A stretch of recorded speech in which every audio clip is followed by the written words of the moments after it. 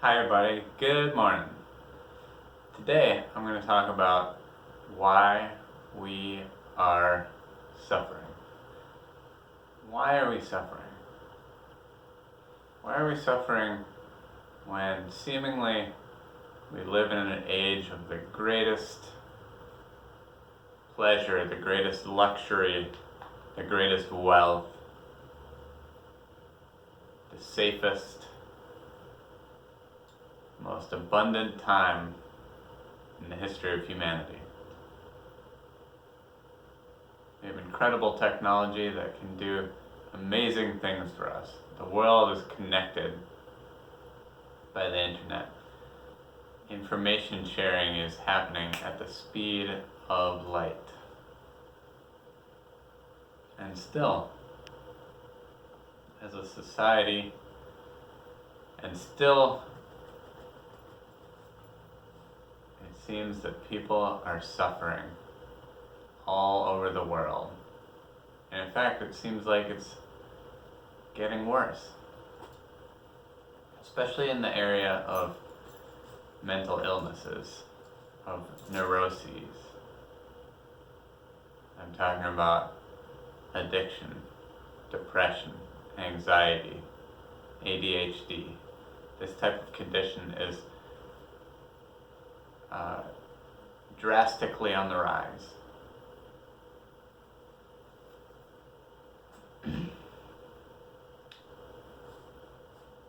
The reason why this is so important to me is because it hits home for me. It's been a part of my life. I've gone through many stages of these type of experiences, and I've seen it happen and continually see it happen to a lot of my loved ones. So I've set out for the past,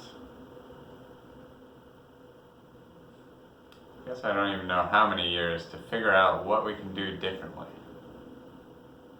I suppose it started in college, so it's coming up on 10 years that I've been working on figuring out how we can live our lives differently to feel good. But not just a pleasure-seeking way of feeling good. I'm talking more about feeling good because you are doing the work of your soul.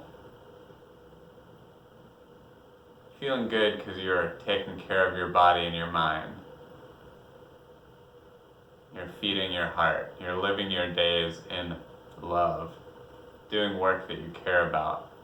Taking care of your family and friends. And, like I said, taking care of yourself. I'm talking about that kind of feeling good. Because I know one of the things that I personally have been stuck in a lot is the hedonistic loop of seeking pleasure, thinking that it will bring me fulfillment. And the reason why they call it a hedonistic loop is because it keeps going round and round. You achieve the pleasure and then it dies off. It's like hitting the high and then coming back down. Hitting the high, coming back down. There's lots of different ways that you can seek this out. And to be honest, I got stuck in doing that for years. And it was an escape. I was engaged in escapism for the sake of numbing the pain that I was feeling on the inside. Numbing the pain of not living up to my potential and fulfilling my purpose. And the reason why I'm sharing this message is because I know that I need to hear it. And I know that if you're watching this still, you need to hear it. This is an epidemic in our society. So what is actually to be done? What is the cause of these conditions that are so prevalent in our society? Now, I've taken notes from a lot of different thinkers from many different fields, because I don't want you to think that these are just my ideas. These are coming from some of the greatest minds in the world. And so one of the things that Carl Jung talks about is how neurotic symptoms, aka addiction, depression, anxiety, ADHD, etc., are communicating the necessity for change. Neurotic symptoms are communicating the necessity for change. And if we continue to dull out, to numb out, to medicate those symptoms, the necessity for change has not been fulfilled. So this is basically the whole game of our addiction to pharmaceuticals. We're putting band-aids on deep wounds.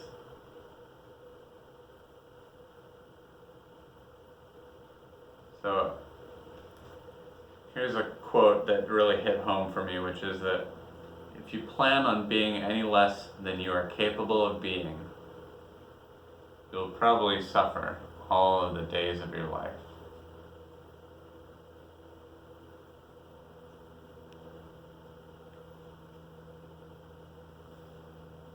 So, self-actualizers are defined by a life mission.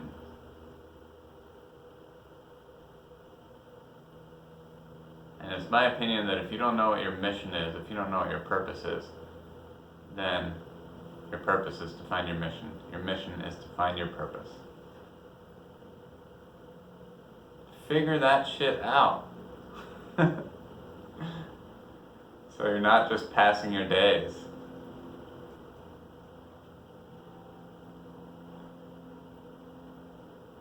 Emerson said that if you do the thing you fear, the death of fear is certain.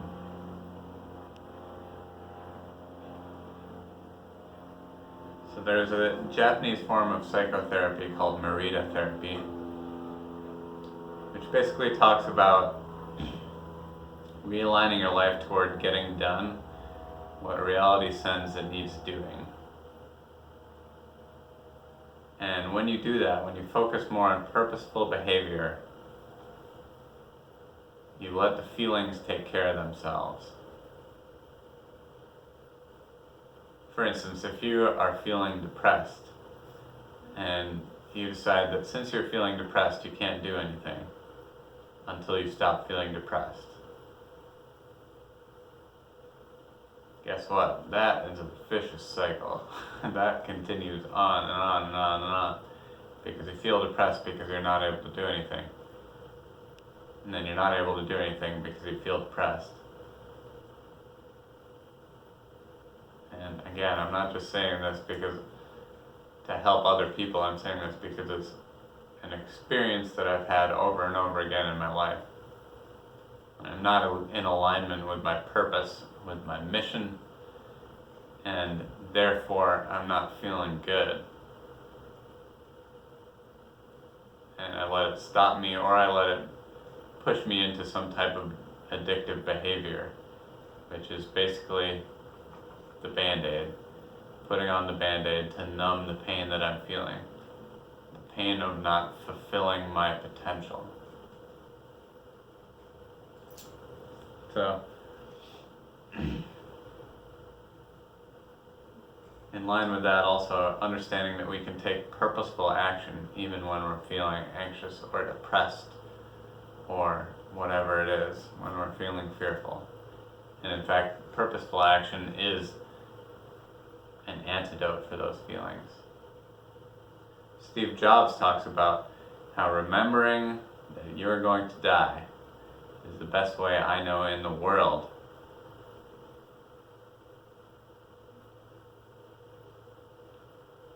to avoid the trap of thinking that you have something to lose.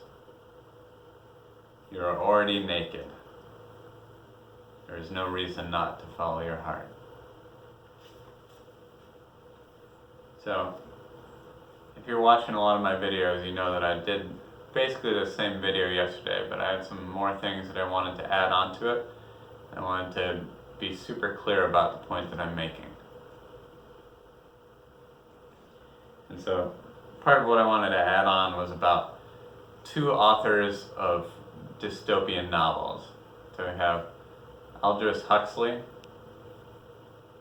the author of Brave New World, and then George Orwell, who wrote 1984. And I just read a really important comparison between these two authors and what they thought about how these dystopian possibilities could be created. So I don't believe that we're exactly living in one right now, but I do believe that we're in danger of going towards one. That we have a choice. We've been given control of our own destiny and also the collective destiny. And the way that we have control of this is by controlling our minds and hearts, our bodies and souls. Doing this on the individual level and therefore doing it on the collective level. So, Huxley talks about how people will willingly forgo freedom in exchange for sensory pleasure and endless consumption. Does that sound familiar? Here's an interesting comparison between the two, Orwell and Huxley. So what Orwell feared were those that would ban books. What Huxley feared was that there would be no reason to ban books, or there would be no one who wanted to read them. Okay, that sounds familiar. Orwell feared that the truth would be concealed from us. Huxley feared that the truth would be drowned in a sea of irrelevance. Orwell feared we would become a captive culture. Huxley feared we would become an irrelevant culture. In 1984, Orwell's book, people are controlled by inflicting pain. In Brave New World, they're controlled by inflicting pleasure. In short, Orwell feared that what we fear will ruin us. Huxley feared that what we desire will ruin us. So the reason why I'm reading this quote again is because I think it not only speaks to where we're at right now, but also what we can avoid or what we'll move towards. And this is what I see particularly with our addiction to social media, our addiction to these dopamine hits, the instant gratification, the constant continuous seeking of pleasure, and the addictive behaviors that are numbing the pain of not fulfilling our purpose, of not living up to our potential. This is the global epidemic right now. And it's like the death of 1,000 cuts. Each little one doesn't seem like it's that bad. And then over the course of time, it adds up to a wasted life.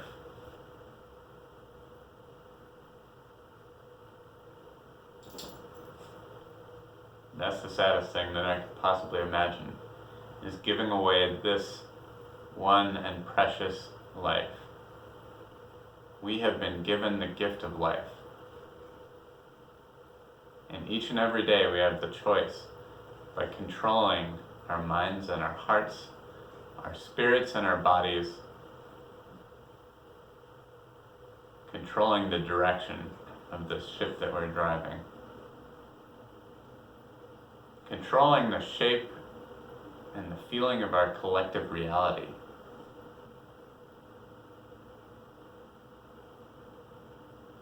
That we're in a state where we are willingly giving up our control.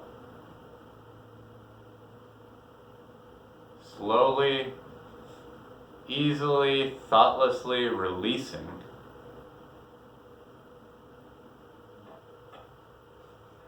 our individual freedom.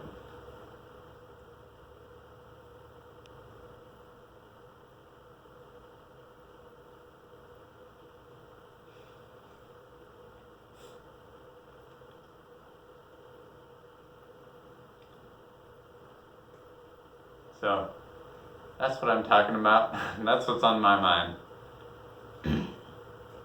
If you think that that's a lot of information, a lot of kind of disturbing information, it is intentionally so, because this is a wake-up call for myself, for the people around me, for anybody who's watching this video. And if you're interested in doing something different, I have something that I can share with you. It's a really simple document, and it's basically a life restructuring document. It's not something that I'm selling, I just like to give it to you because it was given to me and it changed my life.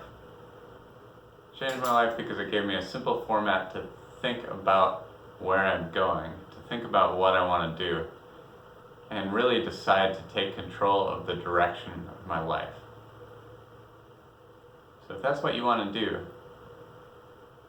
and you'd like a little bit of help, some guidance with it, send me a message and I'll send you over this document. And if nothing else, it will get you thinking about where you are going, thinking about what you want to do. What is your purpose? What are you going to do with this one precious human life that you've been given, that you're existing in right now? So thank you for watching this video, and thank you for doing that work.